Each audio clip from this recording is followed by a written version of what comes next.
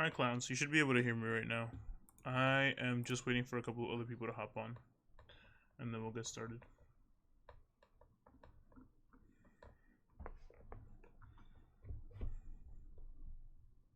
So we're going to give it about maybe 3 or 4 minutes to get people a chance to hop on.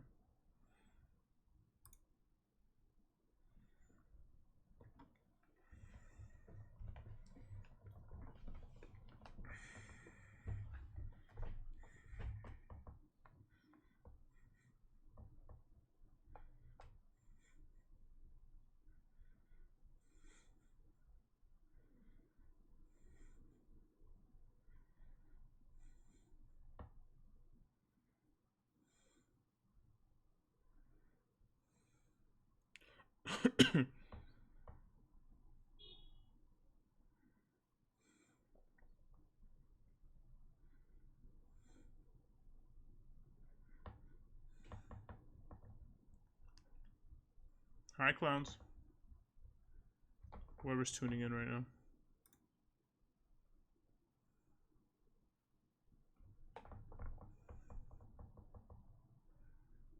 I'm going to wait a couple more minutes and then we'll get started.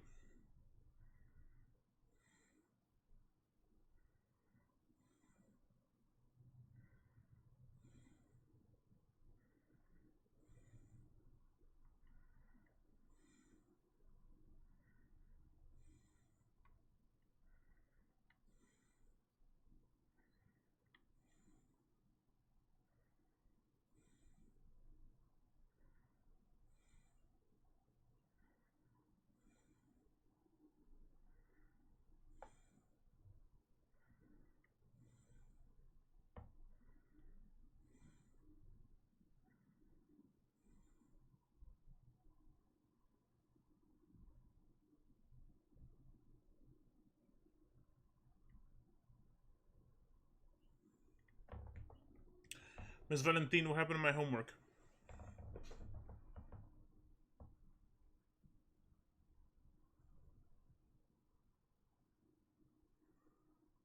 I want my homework. We're going to wait 2 more minutes and we'll get started, people. Yeah, let's hear some excuses, Ms. Valentine.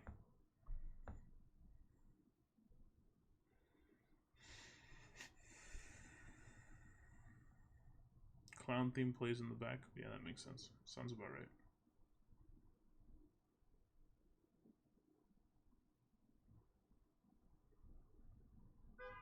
Okay, I haven't gotten a single phone call from you, Ms. Valentine, or a text or anything asking for help. So what I'm hearing for that is that you got confused and then gave up.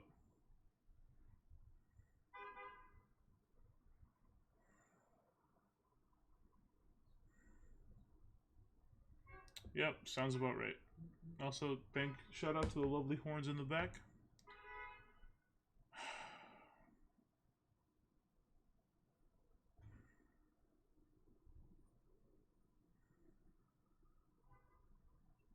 All right, so hopefully, Imani, you'll get a chance to ask questions now, and then we'll go through them. Okay. All right, let's get started, clowns. So, question number 1: using the bond energies in Model 2 of your Poggle, calculate the heat of reaction for this reaction. All right. So this is what I'm going to do. I'm going to take this reaction, and the first thing that I need you to conceptualize is what's actually happening as I go from reactants to products. So in reactants, I'm starting with H2 and Cl2. If I were to draw out how they are bonded, it looks like this. There's an H2 and a Cl2. Now, when I make my product, I end up restructuring this so it becomes HCl and another HCl. And this happens because I end up breaking bonds in this first half. So in order for me to reform and restructure and get an H to attach to a Cl, I first have to break that bond and break that bond. And I know from BARF that breaking a bond is going to require or provide some energy. We're going to absorb energy as we break or absorb a bond.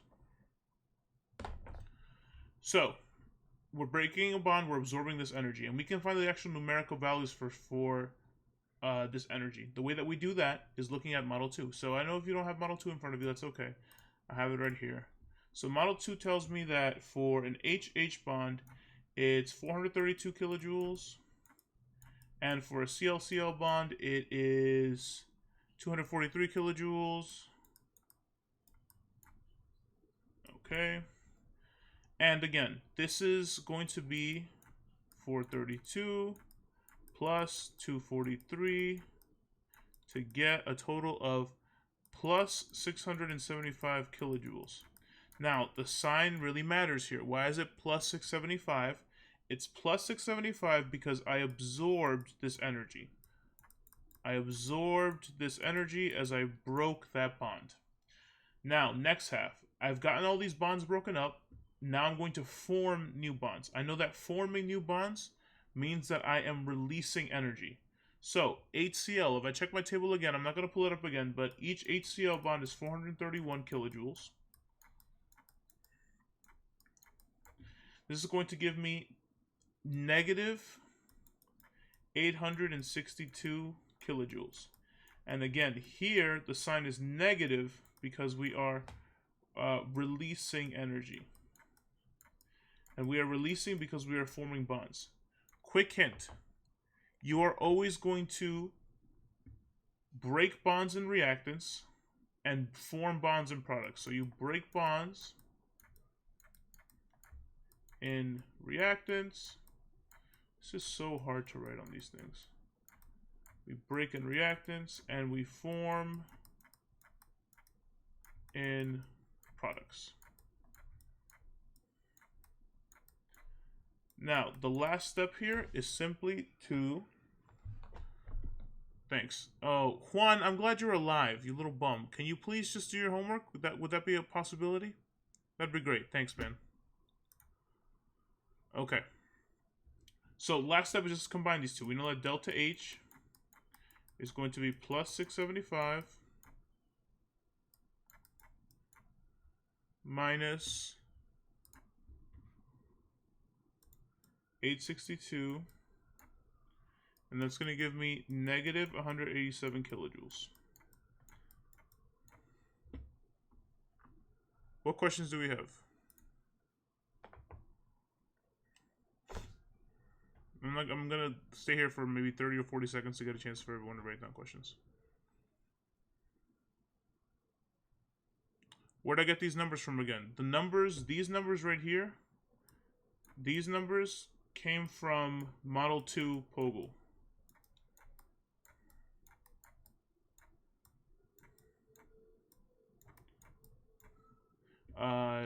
In case you don't, I can re-upload it if you need it, but it's this one right here.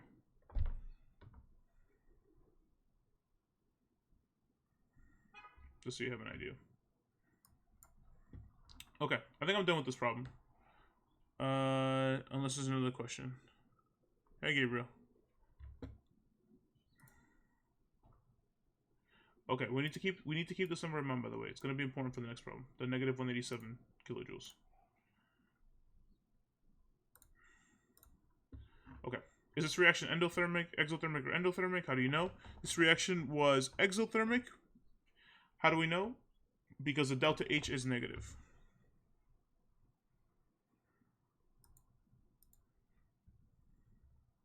So I can write that down.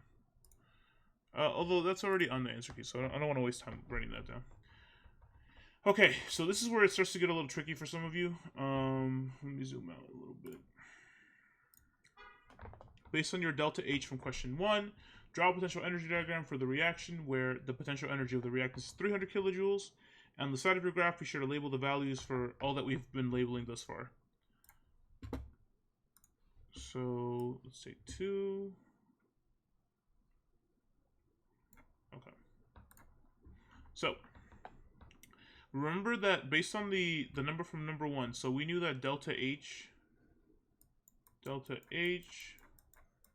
was equal to, I promise it's an H. No, that H is going to make me upset.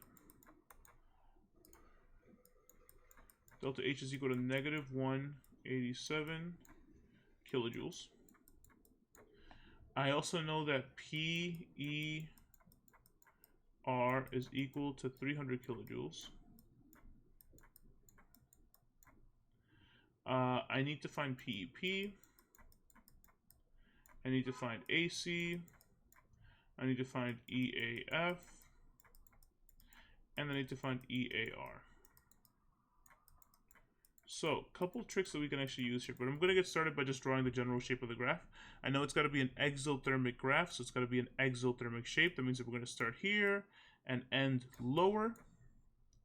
I know that my PER, my potential energy of my reactants is 300, so we're starting at 300. I know that my delta H is negative 187. Delta H is negative 187 kilojoules. I know that this is my PER. This is my PEP. Now, if my PER is 300 and my delta H is negative 187, then my PEP is 113. All I did to find the PEP was subtracting that 187 from the 300. And so my PEP is 113 kilojoules. Here is where we start to have to understand some conceptual stuff. This is my AC up here. What is happening at... Ooh, that's not a good arrow. Let's try it again. What is happening at this arrow? Like, what's happening in terms of bonds? Well, we have two options. Either bonds are breaking or bonds are forming. Now, we know that bonds, in order for the reaction to actually occur, bonds have to be breaking here. For bonds to be breaking here, how much energy did we absorb as those bonds broke? Well, according to the calculation that we did in number 1, when we absorbed that energy, it was plus 675 kilojoules. So this is 675 kilojoules. This line right here. And we know this line also represents my EAF. So, quick note on the side. My EAF is equal to the energy absorbed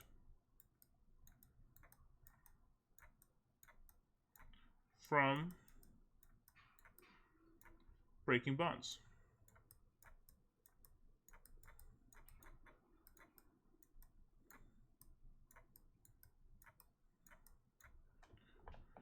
Yeah, Cielo, what do you want me to tell you, yo? I'm literally like clicking to write. I don't know. Forget you. I don't need you. I don't need this in my life right now.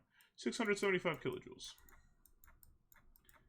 Likewise, we already calculated the energy of the products. We know based on our calculation from earlier that this line right here is going to be 862 kilojoules. 862 kilojoules. So the EAR, I'm going to take the note down here, EAR is equal to energy released from forming bonds. Oh, this is actually atrocious. It's fine, whatever. Y'all have come to expect less, so it'll be fine. Where did 862 come from? Ileana, the 862 is the number that we calculated from the bond formation. So if you look at problem number 1, when we formed those bonds, we ended up releasing 862 kilojoules of heat. That is equal to EAF. EAR is the energy released from forming bonds. Okay. So EAR is 862 kilojoules.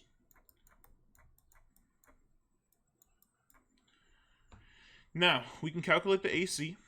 Because we know that we're starting at 300, we're gaining 675 kilojoules. So 300 plus 675 is going to give me 975 kilojoules for the AC.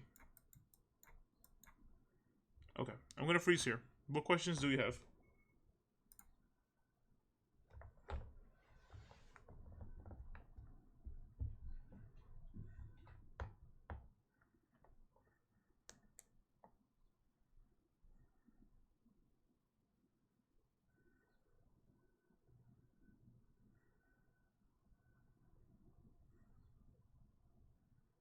Okay, Ileana, you're still confused. So, man, I really wish I could pull this up from the earlier problem. I'm just going to show you this work over here. Oh, I can't, or I'm gonna get rid of it. All right, let's just do this. So here's the key that I uploaded. Take a look at the key here. You see how when we broke bonds, we absorbed 675 kilojoules? That numerically is the exact same value as the EAF. Moving up here. Now, for the energy that we released when we formed bonds, that was 862 kilojoules, and that is the same numerical value as my energy of activation in the reverse direction. By the way, when I say the energy activation reverse, it means starting at the products and ending at the reactants. When I say energy activation forward, I mean starting at the reactants, ending at the products. That's all I was referring to. So you see how this number, this 862, is the same number as what we released here? They should be the same number, because at the top here, we are going to release 862 joules to get all the way down here. So it's going to be the exact same number.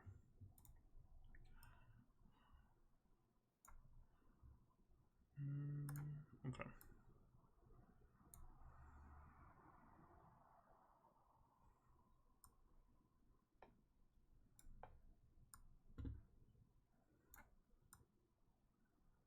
Sorry, give me a second, guys.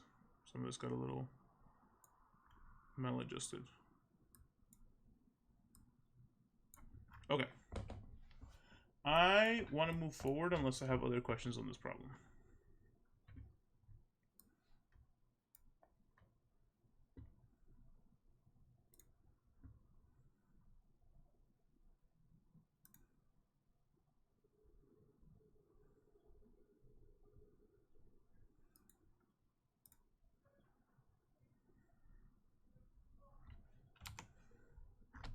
We cannot skip this unit. That is a ridiculous question.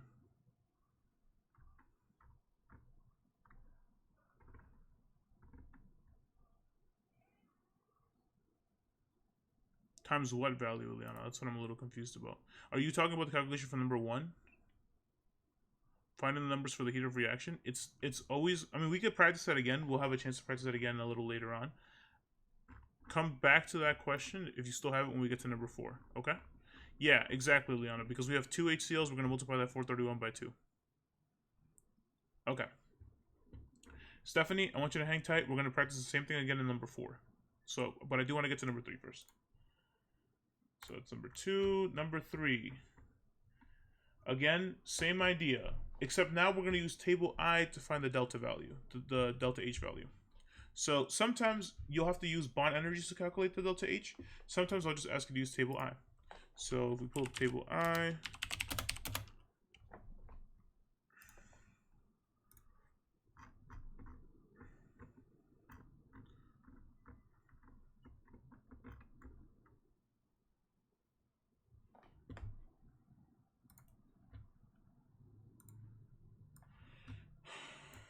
Okay, so we pull up table I, and we look for the proper reaction. We're looking for 2C plus H2 becomes C2H2. 2C plus H2. So this one right here, 2C plus H2, right here, becomes C2H2. Awesome. And that tells me that it's 227.4 kilojoules. So, we can go back to this. My delta H is equal to 227.4 kilojoules. Now, it tells me that the potential energy of my reactants is 80 kilojoules. So, I'm going to start making my list on the side like I always do. I've got PER is 80 kilojoules. I've got PEP. I don't know what it is yet. I have my AC, which they tell me is 500 kilojoules.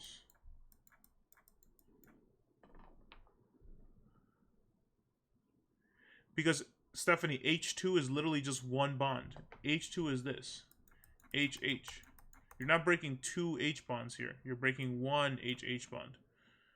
It just means that each one of those, you had 2 H's to make up that bond, but it's still only one bond that you're breaking.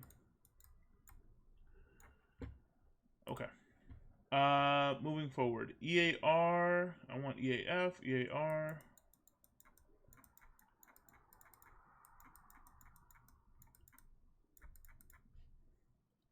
and delta H. Cool. So now we can get started. This is going to be an Sarah, physics ended 2 hours ago. It's got to be on the YouTube channel. If it's not uploaded, I'll check in a little bit. Okay, so we are starting at 80 kilojoules. We're drawing an endothermic graph, so it's going to be like that. 80 kilojoules. Imani, we're going to fight. I hope you know that. The activated complex is 500 kilojoules. We've got, and that's all we're given so far. We also know from the table I that my delta H is equal to 227.4 kilojoules. This is my PP. This is my PR. I can draw in my arrows for EAF. And my arrow, that is an F, I prompt, that's really going to bother me. My EAF, that's somehow worse. And my arrow for my EAR. Cool. And up here is my AC. Alright, so first thing we can do is, I know that my PER is 80, my delta H is 227.4, so to get to PEP, I just have to add that number.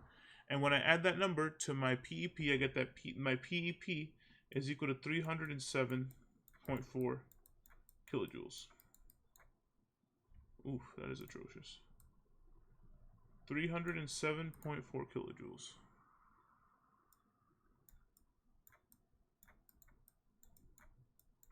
Tutoring on a Friday? You're crazy, Imani. No after school tutoring on a Friday.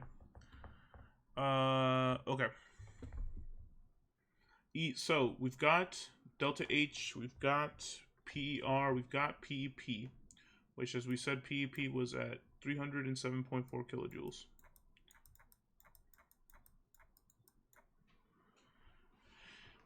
Now, I know I'm starting at 80, I have to go all the way up to 500, so my EAF is going to be 500 minus 80. Not Superman, and it's not 430. On Fridays it's 338, don't forget it. My delta H is going to be equal to, not my delta H, sorry, my delta H we already know. It's plus 227.4 kilojoules. Also remember, for delta H, always include a sign. Always include sign for delta H. Always, always, always, you have to. Okay. So remember that to find my EAF, what I'm going to do is do 500 minus 80, which will give me 420 kilojoules for my EAF. My EAR, same idea. That's going to be 500 minus 307.4. And that is going to give me 192.6 kilojoules. So my EAR is 196.2 kilojoules. No, Stephanie, for that, in that case, if you wanted 2 times 432, it would be 2H2. Because then it tells you that you have 2 H2s. 2 different HH bonds. Oh, Juan, the donation button is right here. Got him.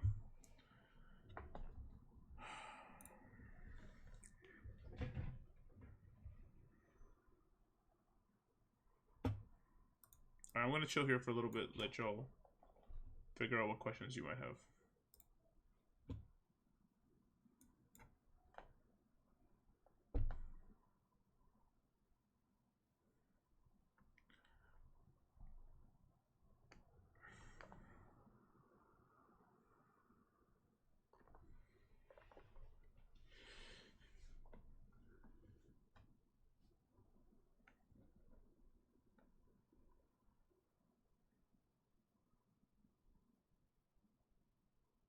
I'm going to assume no questions, so I'm moving forward. If you missed your chance, you missed your chance. Sucks for you. All right, number 4, Steph. This is what you had a question about earlier, so we're going to go through it a little slower. Very similar question to number 1. We've got H2 and I2 becoming 2HI. So we've got H2. Oh, just kidding.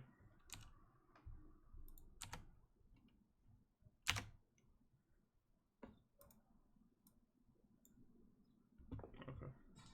So we've got H2. So remember that H2 just literally looks like HH.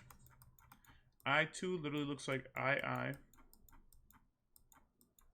And 2HI is literally just 2 different HIs. So we got to think about what's happening first when we are breaking bonds. So here is what's happening when we're breaking bonds.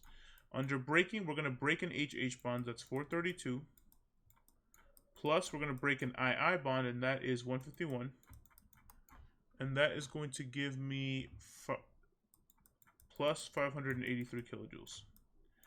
And again, here it's positive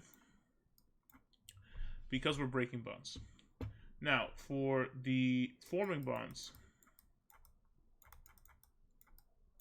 we are forming 2 separate HI bonds. So each HI bond is 265. 265 times 2 gives me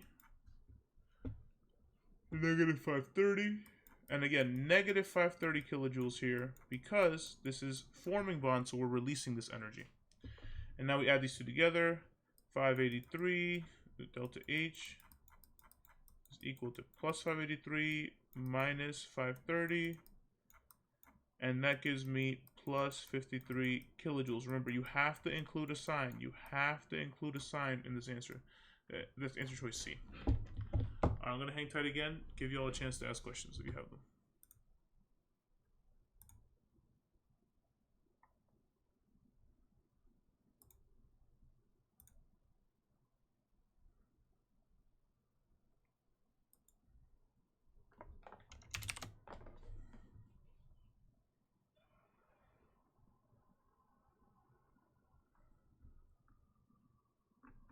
Okay, moving forward then.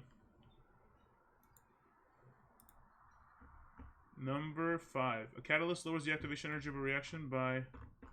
This is just knowing the definition of a catalyst, and that is going to be providing an alternate reaction pathway. So 5 is equal to 1. 5 is 1, I should say, not equal to. Number 6, on the diagram above, drawing a dotted line to show how adding a catalyst would affect the PE diagram for the reaction. So I'm going to just do this. If we're drawing this, and remember, for a catalyst dotted line, we're going to start where the reactants start, end up a little lower than the normal activated complex, and then it finishes right where the products end. It has to finish right where the products end. You don't have to include those lines that I did. You literally just need the dash lines. There you go. That would be the correct answer. Something like that. Cool. Number 7, describe how you drew, how what you drew in question 6 is different from the original diagram. So, what is different? The difference is the activated complex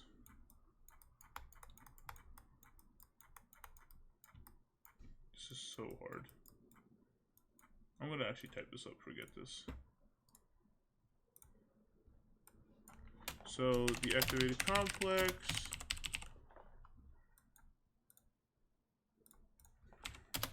is lower for catalyzed reaction.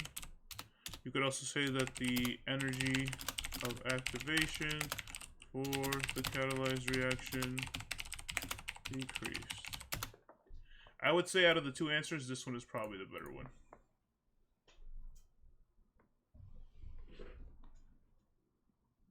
Huh. Good ear one. Those are definitely blue switches. Okay, moving forward.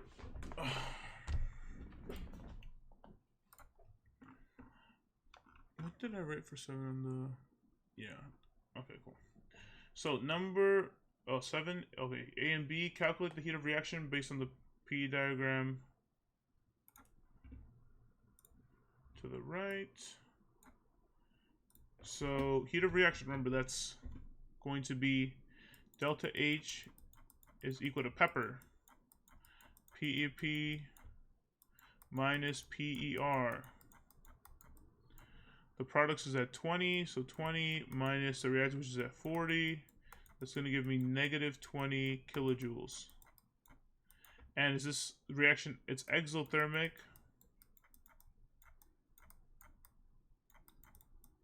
Because delta H is negative.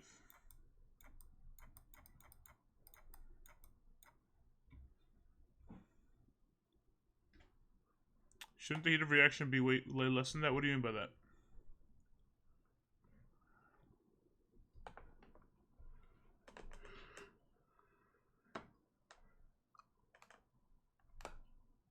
It's going to change from reaction to reaction. The heat of reaction is always going to be different because the reaction is always going to be different.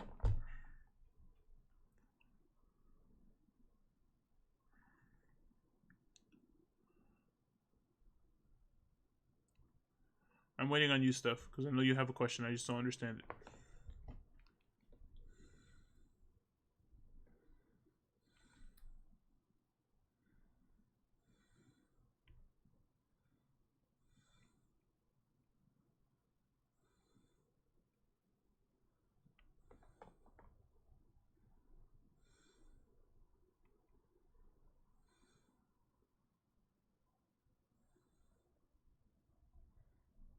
Okay.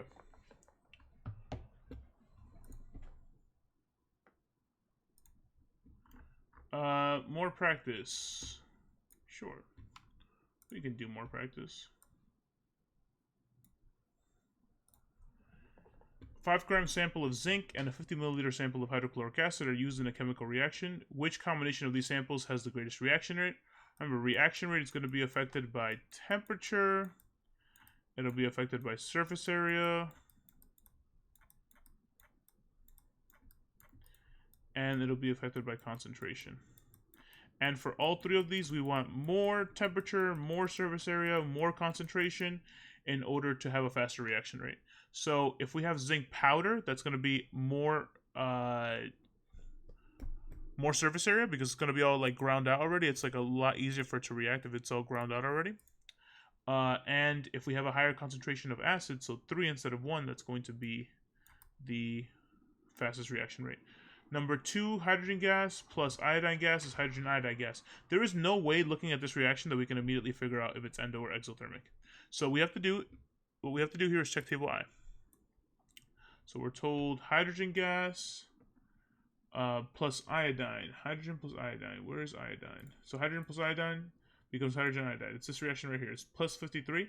So that is going to be endothermic because heat is absorbed. Number 3, according to table I, which equation represents a change resulting in the highest quantity of energy released? You'd have to look at all the numbers on here. So 2C plus 2H2 is 2C2H4. That's going to be plus 52. And remember, it wants greatest quantity released. So it's looking for a negative number.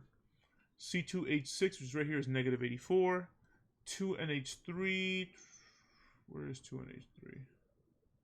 It's right here, and it's negative 91.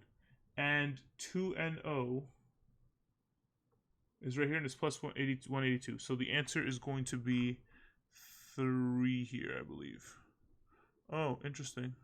Hold on. So I think N2 plus O2 becomes 2NO. Yeah, there's a small mistake on here. If you're looking at the answer key, the answer here should be number 3. Because number 3 is the one that has the most energy released. It's going to be negative 91.8, which is the most energy that's been released here. Yeah, small mistake there. I'll make sure to get it fixed in a little bit. Number 4, given the potential energy diagram and equation. Oh, should not have closed that tab. We're going to need it again. So, table I. So we're looking for something that is endothermic. This is an endothermic reaction. So we have to find the reaction on here that is endothermic. If you take a look, the only reaction that is endothermic out of the 4 that are listed is the HI formation, because that's plus 53. So the answer here is going to be HI. And finally, given the balance equation representing a reaction, which statement is true about energy in this reaction? This one's a little tricky. Remember that in reactions we can never subtract, we can only add. But if we're adding heat to the products, that means that we're going to be releasing that heat in the product side. That's what's happening on the product side. These take too long to go through to you? They do, Stephanie. I'm sorry. I don't know why it's taking so long. I think that my stream is not like backlogged.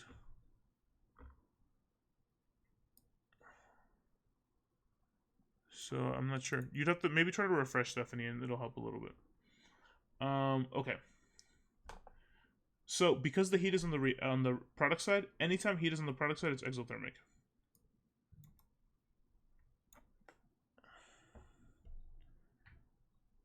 Okay. Then that's it. So the reaction is exothermic because it releases heat. I'm gonna hang tight for a little bit, give you all a chance to ask questions, and then we're gonna end the stream for today because that's everything.